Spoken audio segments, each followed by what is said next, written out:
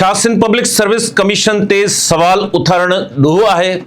Sindh public service commission जे इम्तिहाननि ऐं नतीजनि में मुबीना बेज़ाब्तगियुनि ख़िलाफ़ एहतजाज कंदड़ उम्मीदवारनि, समाजी कारकुननि ऐं सोशल मीडिया ते आवाज़ उथारींदड़नि ख़िलाफ़ दहशतगर्दी एक्ट हेठि FIR दाख़िल थियण बाद सिंध में हिकु नओं क़ानूनी ऐं सियासी बहस छिड़ी वियो आहे।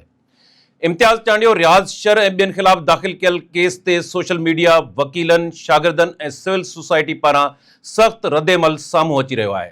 सवाल इहो उथारियो पियो वञे त जेकॾहिं को नौजवान या शहरी कंहिं इदारे जी शफ़ाफ़ियत ते सवाल करे, मेरिट जी घुर करे या पुरअमन एहतजाज करे त छा उनखे दहशतगर्दी सां ॻंढे सघिजे थो। आइन छा थो चए? पाकिस्तान जो आइन शहरियुनि खे इज़हार जी आज़ादी, पुरअमन एहतजाज ऐं तंज़ीम साज़ी जा बुनियादी हक़ ॾिए थो।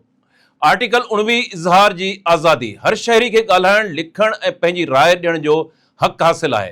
जेकॾहिं को उम्मीदवार या शहरी सिंध पब्लिक सर्विस कमीशन जी शफ़ाफ़ियत ते सवाल उथारे थो त इहो आइन पारां मिलियल इज़हार जी आज़ादी जे दायरे में अचे थो। आर्टिकल 16 पुरअमन एहतजाज जो हक़, आइन हर शहरी खे पुरअमन गॾिजाणी ऐं एहतजाज जो हक़ ॾिए थो। शर्त उहो त उहो एहतजाज हथियारबंद या तशद्दुद ते ॿधल न हुजे।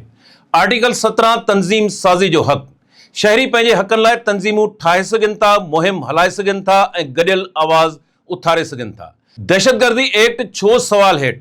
क़ानूनी माहिरनि मूजिबि दहशतगर्दी एक्ट आम तौर उन्हनि अमलनि लाइ इस्तेमालु थींदो आहे जिन सां ख़ौफ़, तशद्दुद या रियासत ख़िलाफ़ हथियारबंद कार्रवाई जुड़ियल हुजे।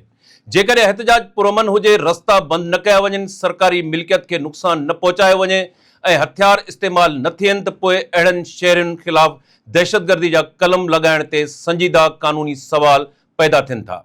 सोशल मीडिया ते केतिरा ई माण्हू पुछी रहिया आहिनि, छा मेरिट जी ॻाल्हि करणु दहशतगर्दी आहे? छा इम्तिहानी शफ़ाफ़ियत ते सवाल उथारणु जुर्म आहे?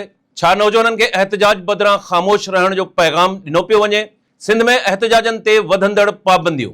ताज़नि महीननि में सिंध अंदरि सियासी, समाजी ऐं शहरी एहतजाजनि ते पाबंदियुनि बाबति पिणु तनक़ीद वधी रही आहे। ताज़ो औरत मार्च जे अॻुवाण शीमा किरमानी ऐं ॿियनि खे कराची प्रेस क्लब ते प्रेस कॉन्फ्रेंस खां अॻु रोकण ऐं गिरफ़्तार करण वारे वाक़े ते बि सख़्त रद्देमल साम्हूं आयो हो। बाद में सिंध जे मुख़्तलिफ़ शहरनि में एहतजाजनि खां पोइ उन्हनि खे आज़ादु कयो वियो। सहाफ़ती ऐं इंसानी हक़नि सां लाॻापियल हल्का सवाल उथारे रहिया आहिनि त जेकॾहिं प्रेस क्लब आॾो प्रेस कॉन्फ्रेंस बि नथी करे सघिजे त पोइ जमहूरियत जो अमली मतिलबु छा बचे थो?